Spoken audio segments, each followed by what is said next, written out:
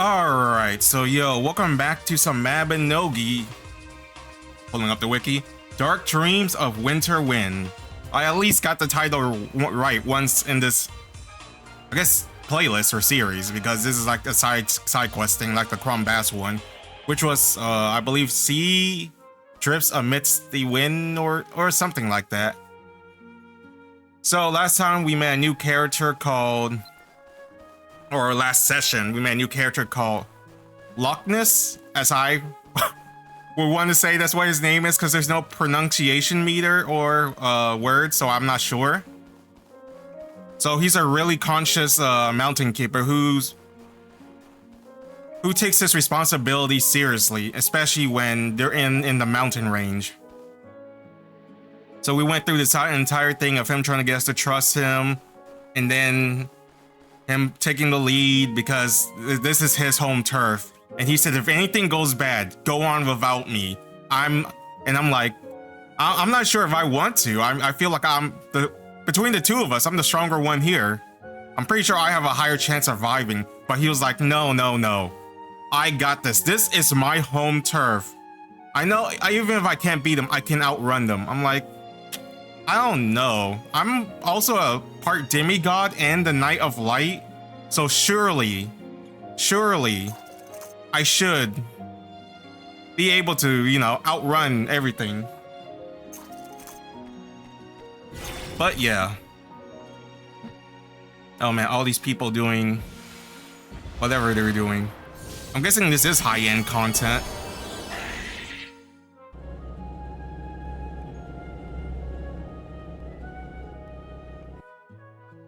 I wish I can do high-end content, but I'm too weak. Oh my god, there.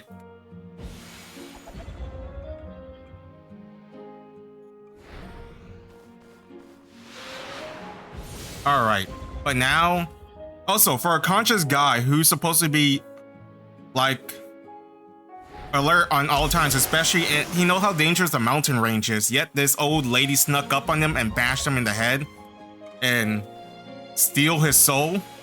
What? I mean, to be fair, it could be some magic thing where she like can hide her presence or something. I mean, yeah. But now we gotta go in, chase after her, and save him because he became a firewood.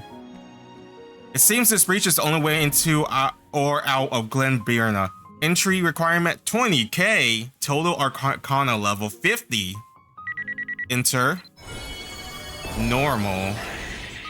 Okay.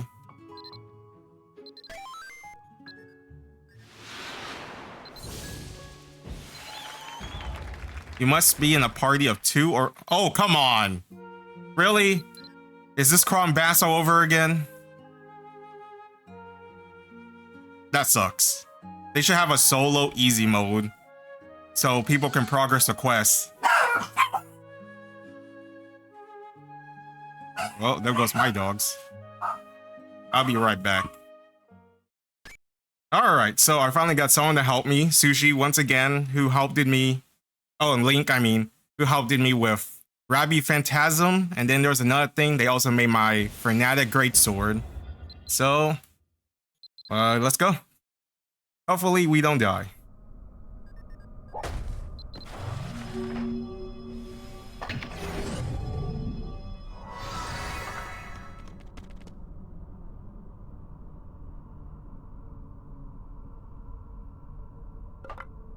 I'm weak. Don't need D-Link my ass.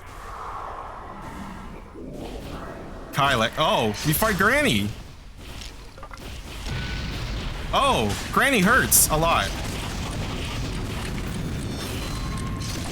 She's rewinding time. And I'm dying. And I just got mission fail. Oh. Alright, sorry about that. I'm back. So, the funny thing is, he didn't remember, and then he's like, I'm done, so I'm gonna go play Overwatch. I'm like, I've been asking this guy to play Overwatch with me for, well, I mean, for like a year or so, like on and off. Like, I have him on my friends list. But I usually only ask for help when I need help when I'm doing something.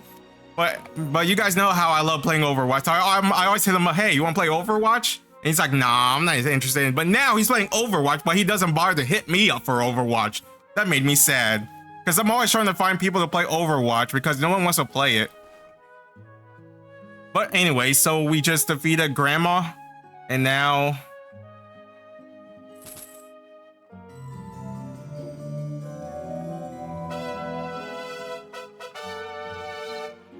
Alright, so examine the Afterglow Fine Wood.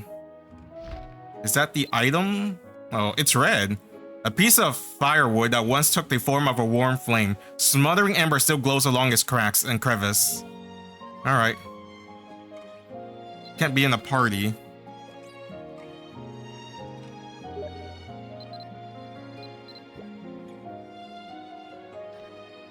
The flame you discover after your battle against Kylek has become a piece of firewood. The flame itself has not died out. You see it softly flicker across the surface of the wood. As it pulses in gentle waves, you watch as the firewood is slowly consumed. Wait a while. A strange chill courses through you as you listen to the quiet cracks and pops off the burning wood. Oh, it's blue now. At last, all the wood has burned, leaving only ash and crumbling coals. Hey, Loch Ness is waking up. You hear Loch Ness groaning as he slowly stirs. After a few minutes, he finally opens his eyes. Loch Ness squints at the surrounding with blurry eyes, signing in relief, as he gently pats Arbar, who lies unmoving beside him. Oh, that's the name of his dog? Give Loch Ness a little while to collect himself, then speak with him.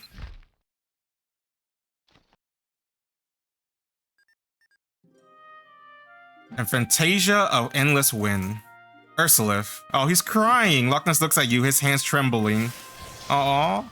After Kylek spirited me into Glenn Bearna, I fear as though I experienced an endless cavalcade of bazaar. It was as though the place itself rang out with soundless screams. And yet I heard so much. I heard the cries of humans, of animals, and some sound I knew in my bones belonged to neither. Intermingled with those were familiar voices, those of other mountain keepers. The only one I could identify with any certainty was Blahem, but his voice was one amongst a chorus. Who the hell is Bladem? Or I was told to stretch out my hand, so I did, and I felt something. Instinctively, I grabbed hold. There was a faint voice bidding me farewell, then the sound of laughter, and no, I could well be mistaken. In that state, maybe they were telling him to leave. Like, it's not your time yet. I had no true eyes, nor ears, nor mouth. What can I trust of sense of deprived perception? At least, I pray I'm mistaken. Oh. Loch Ness rummaged through his bags and pouches, looking for something. A moment later, he produced a small piece of firewood and chunk of ice the size of a large fist. As whose firewood it is. Well, Blunham told me to take good care of it, and there's only one reason he asked such a favor. I think it belongs to Arbar. He was always at Bladham's side. Oh, so that was his dog. God damn, how long was his dog here? How is it not dead? Was it only recent? That Kylek went, your soul is mine! And went Mortal Kombat? Ursulith, you know how to restore a firewood of a soul to its original form, don't you? Could you perhaps teach me how it's done? In return, I'll give you this. Bladham told me it's something you need. Tell him how. Why would I keep it to myself? What benefit would it be for me to deny him that? That's so effed it up. You recall how you inadvertently awakened the unconscious girl in Sidequest and her brother at the inn in Tyr Canal. Thinking back, it seems almost as simple as starting a fire and throwing the firewood into a flame to free the souls within. You tell Loch Ness about your experience with the firewood in Sidequest. I see. Thank you for sharing your knowledge with me. Allow me to apologize for my impassioned outburst. I was impatient when I simply waited. I'm sure you will have told me what you knew in time. You know, I just noticed, was there supposed to be a cutscene or something for that? I feel like this showed up for the grandma. But since time is of the essence here, let me quickly tell you about the ice, because I'm disappointed I can't get a thumbnail. Loch Ness hands you the chunk of ice. This is the flame that Kylek left behind. You wouldn't be wrong to think of it as sacred flame. The one from her legend that perpetuate winter's chill as long as she has firewood to feel it. Oh, to feed it. After my soul was transformed into firewood, it was as though I instinctively knew. Those flames you surely saw in Glenn Bearna was not only the sacred flame that sustained the winds of winter, but the means through which the paradoxical flame born of firewood are sustained within that realm. I realize how strange that must sound, but my memory is surprisingly clear. I remember that I became a piece of firewood somehow, and then when I crossed the threshold into Glenn Bearna, that wood became a flame. I even remember being carried out of Glenn Bearna in your hand. Lochnes paused a bit, short of breath, and coughed several times. Asked if he's okay. Yes, I'm okay. Just a bit puzzled, that's all. Now to continue. Kylak handed the firewood that had been taken from me to Bina Grinham, asking if it knew what must be done so that the day and night would persist. The deer, seemingly to understand what she meant, took the firewood and disappeared. So Kylak is not all-knowing, because I thought the deers were the servants and she was the master.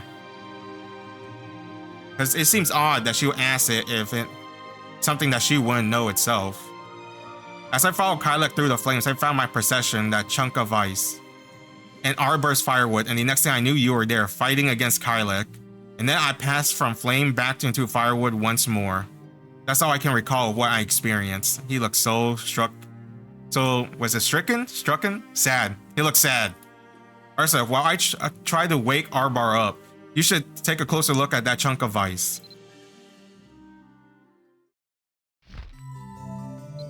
Oh. I'm assuming I gotta click it. A closer look at the chunk of ice. Oh, am I recording? Yes, I am. Facing the flame reveals that it's just as Lochnes said. Something that looks like a flame frozen in place is flickering within. However, accumulation of dust and scratches on the surface of the ice partially obscures your view. Scraping off the othermost layer of the ice should make it easier to get a clear look at the flame. Scrape some off. What will you use to shave the ice? I'm guessing I just need a bladed weapon. A gathering knife should be fine. The gathering knife should be able to scrape off the frosted outer surface of the chunk of ice. You precision the gathering knife with the blade facing up for a dexterous draw cut, and begin shaving down the surface of the chunk of ice. You carefully shave off the outer surface of the ice with the sharp blade. Uh-oh, the edge of the blade has become stuck on the icy knot. It looks like the mingle of the dust and water form an area that's harder than the surrounding ice. How will you handle it? More force! So it got stuck. I guess we can do a gentle touch, but if this is important, I feel like we don't want to destroy, so a gentle touch. You apply a light hand, attempting to work these edges through the troublesome patch, but the knot vice seems determined not to let the blade through. It appears you need to employ more force. You're not going to let some chunk of ice get the better of you. You bear down on the handle, putting your weight behind the blade. Flame and kindling both shall you share, but let there be only one firewood, that it may remain hidden. Bruh, you could swear you heard a strange voice emanating from the ice as you scrape its surface. The snow is not so easily fooled. In the eyes of the words grow momentarily indistinct. It is as clear as a trail of scarlet rowanberry dotting a whirl of white. Even should an opportunity arise, it will be but a single chance.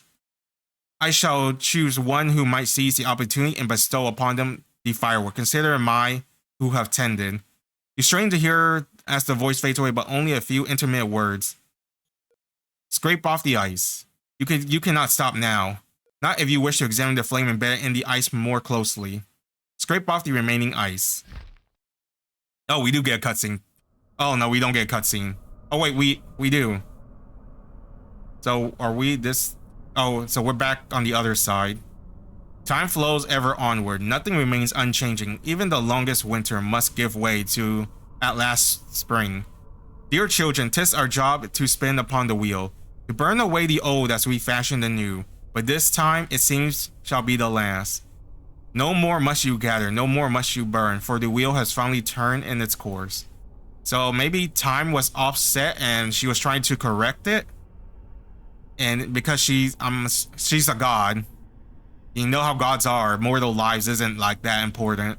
So she's like, this is necessary. So she's willing to take all these souls and sacrifice them.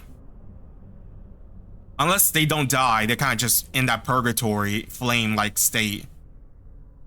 I have told them what will be required in honor of our oath. Now let us set out, and be on our way. The sound gradually fades, accompanied by the deer snort and grunts.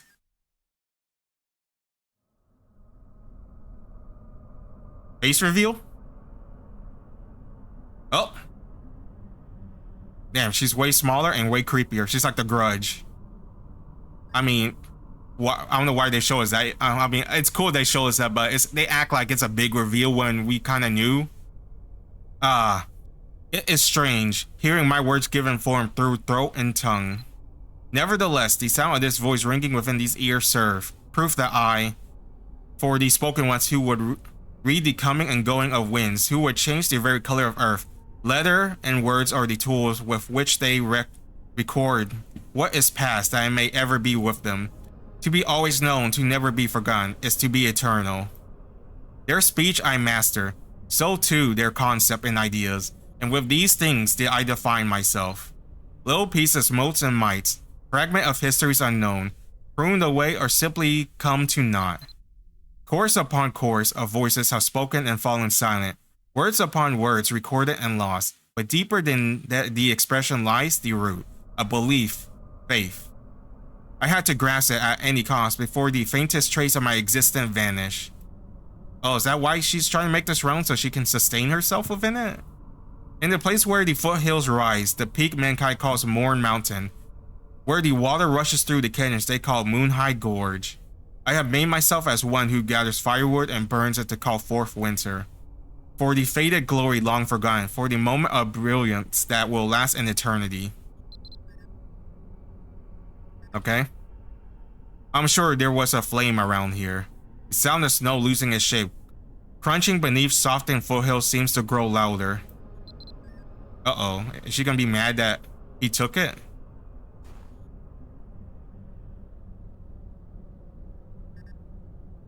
Okay, what in the... Oh, this is when he spotted them.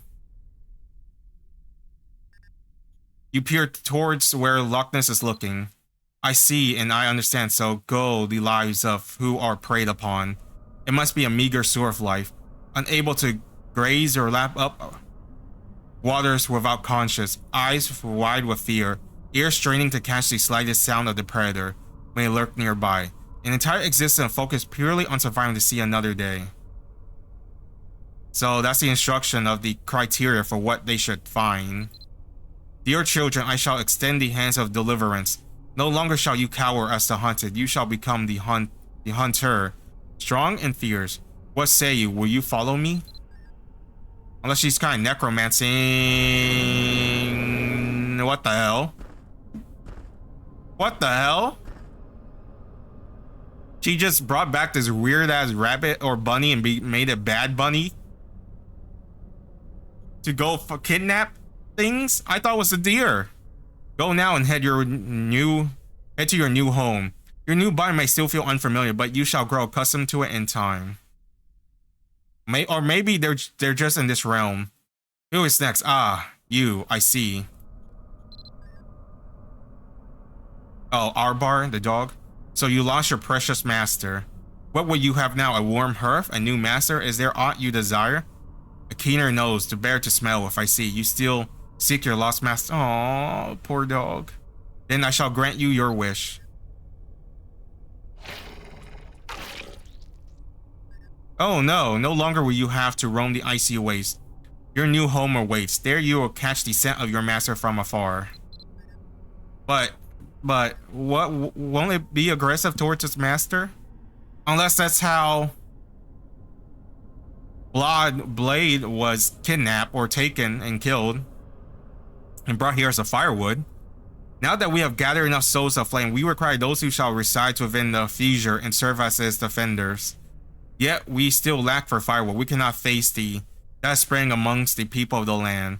Thus must we prepare. Besides, we are being watched. To become new wood for the fire. Already, firewood belonging to another, we cannot use it. But this must not become known to the outside. Go, my child. Alright, so Loch Ness is important. His fate or soul belongs to something else, I'm assuming is what they mean. Because they said Kalak is like past, future, time of seasons or whatever.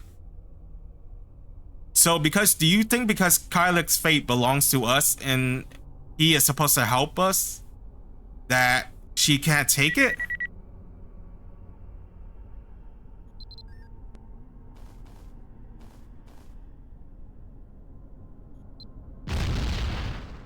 Okay, something blew up. The memory seal within the ice seems to end here. You feel something cold roll down the back of your hand as the surrounding melts away. Alright.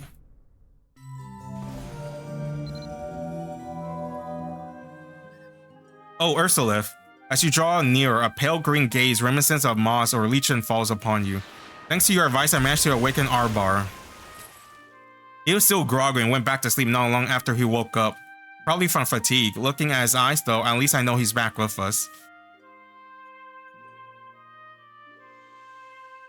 Okay, there's something that's been bothering me. Yeah, I need to tell you straight. Deep breath. I want to apologize to you. I need to. From the beginning, I went on and on about fair deal, but every step of the way, you've been the one doing most of the work. You wouldn't have needed to rush into Glenn Bearna had I not been imperiled. You almost... No, I think it's fair to say you did go through a great deal of trouble. I'm truly sorry for everything, I swear to you. I will pay this debt no matter what. Only after several profuse apologies does he notice that the chunk of ice has been cracked open. His eyes widen out of sight. You know, with all that happened, I almost forgot the search that started this entire foray. Did the ice hold what you were looking for? Nod in agreement. You nod, holding up the cold burning flame for Loiscneach to see. Extraordinary, I would never have believed it had I not seen it with my own eyes. I think the legend were true after all. It's something that by all rights shouldn't be able to exist, like alcohol that sharpens the sense, or a poisonous mushroom stew that neutralizes toxin when eaten. I guess. At any rate, I'm relieved to see that you found what you come all this way in search of, and in some small ways I was able to help you find it. Oh, I'm not trying to keep bringing up our agreement, at least not intentionally, though I'm certainly open to further discussing it. Aw, isn't he cute? But anyways, Loiscneach looks towards the great breach that seems to hang in midair, serving as the entrance to the future. I know your battle must have left you cold and tired, but it would be to our benefit to examine this area right away. Kylik is using bodies and souls from slab mist to create the beings that populate Glenn Bearna. I'm not entirely sure, but I think I even witnessed it myself. Just to be safe, we should block access to the area as much as possible so no people or animal wander near here. Then we can begin looking into whether there is a way to seal off Glenn Bearna completely. How does that sound? Investigate. With safety being paramount, it seems sensible to follow Loiscneach's suggestion and commence the investigation without delay. You nod, agreeing to Loiscneach's proposal. Thank you for being so understanding. Now let's get right to it. Don't let your guard down, Ursulith. End of conversation. Alright, so how are we gonna seal it? Oh, whoa, whoa, whoa! It's attacking us! Oh! Oh! Merlin? What are you doing here? Last we seen of you was Chainblade quest, right?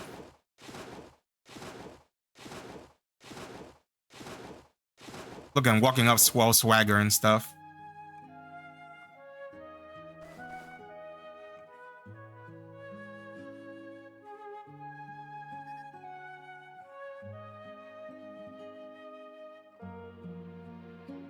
Whoa, I already read this thing.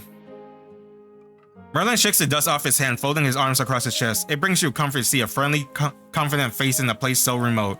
Yo, Ursulith. Looks like you got yourself caught up in this mess too, huh? But before danger could so much throw a mean right hook, the great Merlin has solved the case. Merlin beams with self-assurance as he helps you brush off the snow. Anyways, looks like you got someone weird in tow again. How do you keep finding these people? Someone weird, are you referring to me? I never really consider myself weird. I'm dressed suitably for the environment and my occupation, and besides, I'm here with Ursulith, someone most people seem to trust. I do have a few questions for you though. Even I can tell you're a wizard of no mean skills. But seeing as you're wandering around a labyrinth mountain range with no map or guide, seems to have appeared out of nowhere, I'm suspicious you're not altogether human. Ursulith, is he a friend of yours? A trustworthy colleague? Tell Loiscneach that Merlin is a trusted friend who has seen you through many hardship. Trusted friend, this guy? Loiscneach seems to have difficulty believing it, but nod his head in understanding. Well, whatever you say, as long as he really is someone you know, I'll trust your judgment. Yeesh. Your pal here is really the cautious sort. I know, right? That's what I said, and yet he got knocked out by this random-ass granny. Is there something inherently suspicious of me? Nah, couldn't be. Anyway, moving on. I'm curious about this guy. You can call me Loch Ness. Gotcha, just glad I don't have to spell it. So, weird questions to start with. But have you, by any chance, come to some realization about something you never knew before? How did you... Ursa, who is this man? Yeah, there's always a way to know the unknown. So you could even do that with it, huh? Neat. To be more specific, it's not that it was erased or covered up. It was actually frozen, making it inaccessible to conscious thought. I guess the ice was the medium for the magic, so breaking that broke the spell too. Sooner or later, your consciousness will naturally comprehend it, and once it does, you'll remember more of what was lost. It'll take a while to melt. Oh, it'll take a while to melt though, like ice melts slowly in early spring sunshine. But even if it seems like it'll never melt completely, don't you worry. The years move in cycle, and summer always follows spring. The master of summer isn't just gonna let trace of winter linger. Like, oh my god, there's so much lore. So, I thought Kyluk was all season, but no. But because they did call her like the gods of the northern winds, and Kyluk is the winter. So there is the god of summer. So, who is this god of summer? Are we gonna meet them? Is that true? Of course. These things only flow a single direction. Anyways, I guess that's one question down. No worries. Huh. I got time, so go on. Ask about whatever's on your mind. I bet you're curious about that thing, right? You know about this place? Merlin shrugs, smiling all wow. Of course I do. And I'll tell you all about it since you're a true blue friend I trust. She really didn't skimp, even on the smallest detail. It's so convincing that most wouldn't think to question it.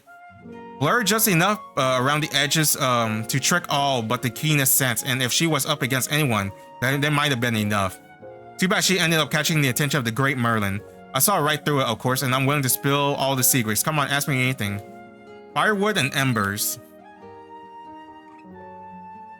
Loctus told you that he became a piece of firewood outside of Glenn Bearna, but exists as a flame within it. You don't really understand how that works or why, so you ask Merlin to explain the relationship between this firewood and the flame. Is it like the souls? Or like the fate? They're like... It's like, I'm sure... Well, I'm pretty sure the Americans. I'm sure like you guys have seen Aladdin, right? No, it's not Aladdin. Is it Hercules? Where the three sisters is like the Fate sisters or something? With the strings? Is that kind of like that? Their entire lifeline is stored into the firewood and that's where their souls reside? Yeah, that's actually one of those things I mentioned where her world is blurred around the edges.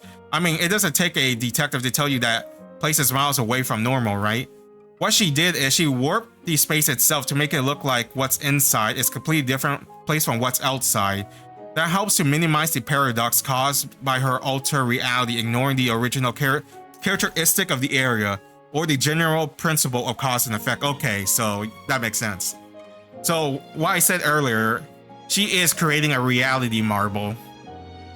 And in order for it to like, because it's an anime novel idea thing that, and in a way, kind of my fantasy does things. It's like each world has its own like rules, sets of laws that it follows. Like mana in this world could be a natural thing compared to mana in this other world, which is not a natural thing. So in order for her to make her reality marble, her small dimension makes sense, she's warping space around it. Kind of making it feels like it belongs here, but also hiding it. So a piece of firewood from outside becomes a flame once it crosses the Glenn Bearna. What fills the rolls of firewood inside? Care to take a guess, Mr. Kindling? Mr. Kindling. Well, if it were Corlac, I would likely turn an eye towards whatever is the most useless or present and an active threat to Glenn Bearna. Burning them away will both provide warmth and eliminate that which is undesirable. That what seems to fit the framework of paradox you describe. Merlin gives Linux a vigorous nod.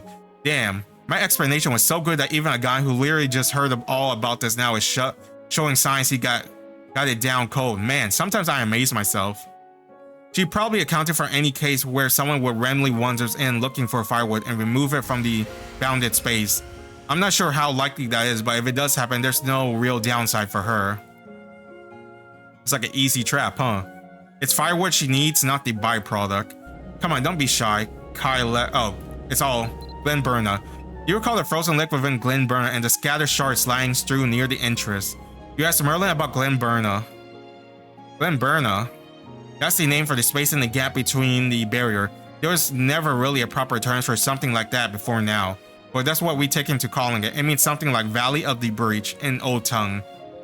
I'm entirely clear on the specifics, but those kind of fissures have appeared and disappeared before. Or perhaps it's more accurate to say that they were filled in. The reason that happened is because she failed to do what she was trying to do. So the fact that we're standing here having this conversation means that she eventually has some success, right? But that's made me wonder, why would she expend so much power to create such a pocket between the barriers? It's because of the restriction Karlach is operating under. Is it because she's a god? Because I know in some series where, like, when a god comes to the mortal realm, they don't always have all, like, have they don't always have 100% of their power. They're usually restricted because of crossing the plane. Or, well, from descending upon the mortal realm, you know? So, because I wonder if she's, like, I kept thinking, like, that she's not all-powerful. I kept thinking she's not all-powerful as for her 100%, but she's powerful enough that she'll pose a challenge to us. What kind of nutcase will erect a magical barrier literally right next to another magical barrier? It's because the only way she can do what she wants to do is the only answer that's made sense. See, when you got two barriers right next to each other and they got similar properties, you run the risk of a problem happening because of their resonance. Yeesh, how something like this happen in the first place? Wait, are you saying we need to destroy the barrier? We can just wait it out. It disappeared on its own in time. That's how it was made to begin with. At this point, it's honestly more dangerous to force things into the fissure, so try not to do anything that would widen it or cause some other issue. Best to just bide our time and keep an eye on it for now. Alright, so, but I don't know, it feels like a ticking time bomb if you ask me. I feel like eventually things could start leaking out.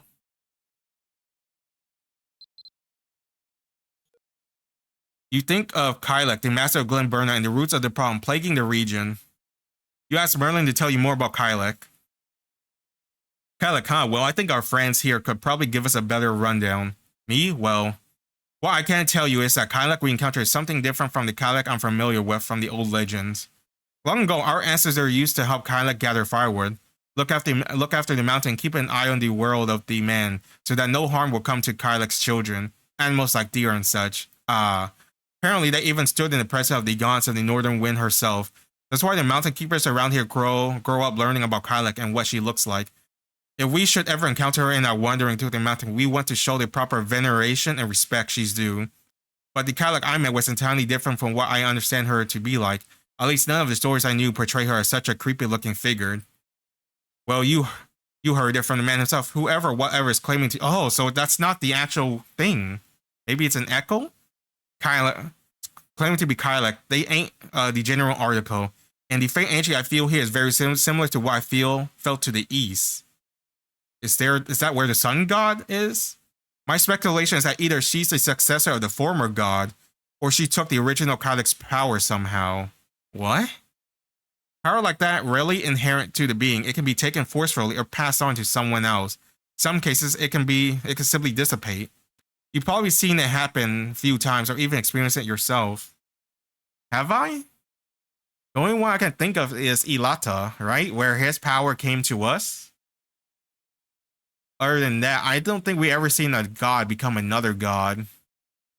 I mean, if you count a god dying and then reciting into the purgatory divine in between space and then coming back, I guess that could work.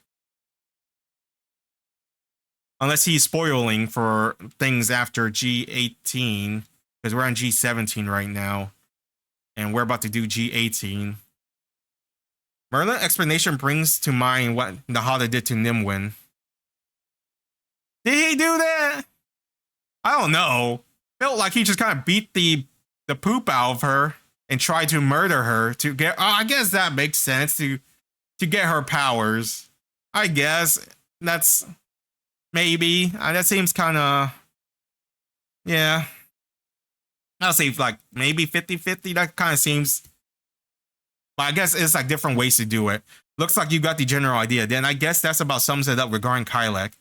But now that we're on topic, I should probably look into how to mend the cracks, huh? Anyways, what say we get this investigation rolling? Investigate. With me here, we should have this done and dusted in no time. Heck, maybe we'll make it back before dinner. Is this like a shallow mission? Let's see.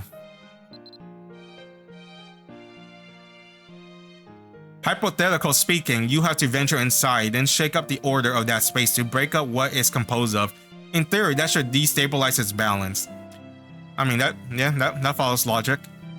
It seems like that already happened though, not that I'm complaining. That means less work for me. Oh, for when we did a while ago. The more delicate and complex the system, the more likely that one missing or broken component will throw the entire thing into disarray. Merlin's inspect the site near the breach, examine the fractured shard from the barrier. Doesn't look like blocking it from the outside will work. We still need to be able to go in there and bring out the firewood somehow. The winter has to repeat its cycle, so blocking it from the inside wouldn't work either. Seems we have much to consider then, cause we do, but the great Merlin got everything well in hand. As you expect, I did a little preparation beforehand, since this place had been giving off some vibes that piqued my interest.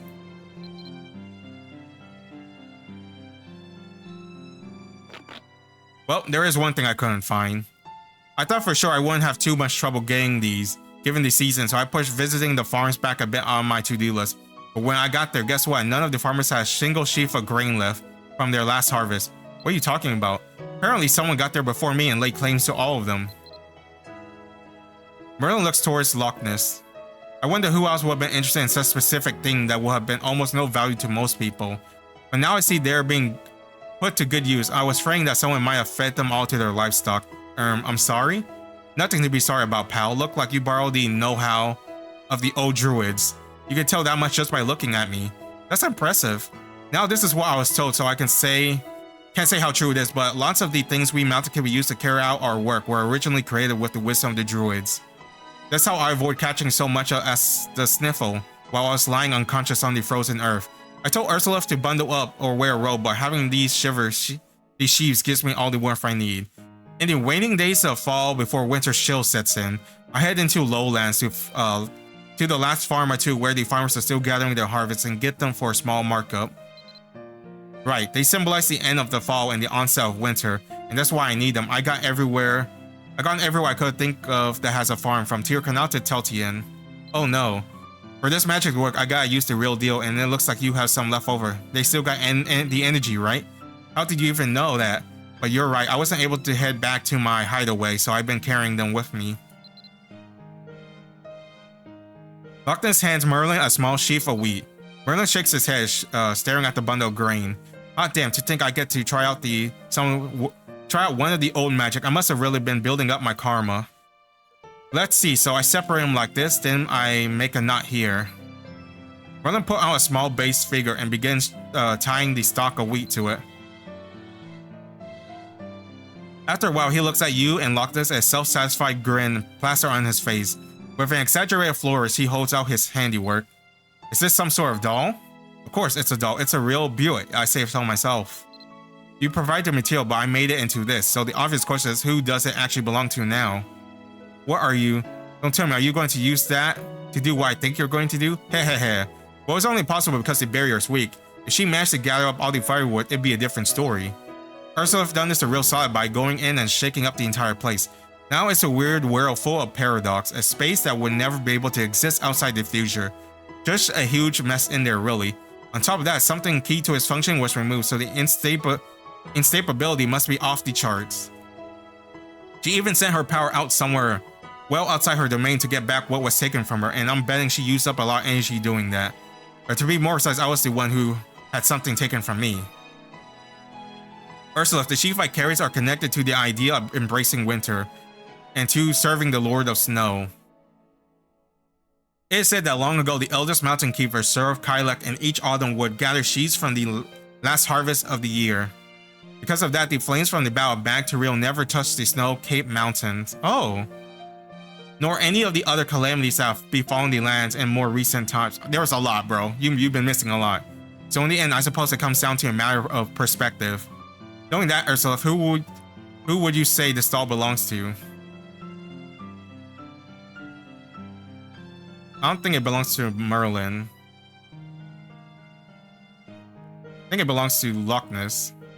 Since Loiscneach provided the wheat from the late harvest used to make the dolls, it seems like he would be the proper owner. Hey now, I supply the base, and I'm the one who put it all together too. Do you really think it's not mine? Like not even 50%, maybe at least 40%? Bro, you got other things to do. After giving it a little more thought, you say, neither of you. Since Merlin made the doll and Loiscneach provided the material needed to make it, you don't think either of them would rightly be the sole owner? Hearing your answer, Merlin nods, seeming satisfied with your reasoning. Sweet, I feel like that's terrible reasoning. I feel like we should just leave it here. Sweet, now we just got the last step. Here, hold on to this, Ursula. I'll set up the campfire. The temperature really is dropping out here. Before you realize it, Merlin thrusts the folksy dolls or whatever it is into your hand. Yeah, practically a masterpiece, I say. Just like the ones who made it. Yeah, I guess that's the end of that. Man, to think of all the work I put into this, all to have it come down to a straightforward solution in the end. That guy sure is knowledgeable about local tradition. Exactly what you expect from one of the mountain keepers. Just between you and me though, I'm not sure he's got the hang of all the old druid craft yet. Merlin glanced over where Loiscneach is for a moment, lowering his voice. Unfortunately, getting in there again and grabbing more firewood won't be much easier than your last trip. Since it's the root of the problem, the power that space is using to manifest itself, it's likely to be in the deepest part of the future. And you can be sure she'll do everything in her power to stop you from taking it. My guess is that intruders are turned into firewood, and we definitely don't want that happening to you. So much work to do, and the pile never seems to get any smaller, does it? Anyways, you know what you gotta do, right? Geez, why is it cold here? I feel like Merlin has so much potential and that he's supposed to do something. Like his name is literally Merlin. I feel like this can be a character named Arthur or something. Merlin shivers while giving you a sly wink. Harvest doll. I started a campfire. Come here and warm yourself. Alright.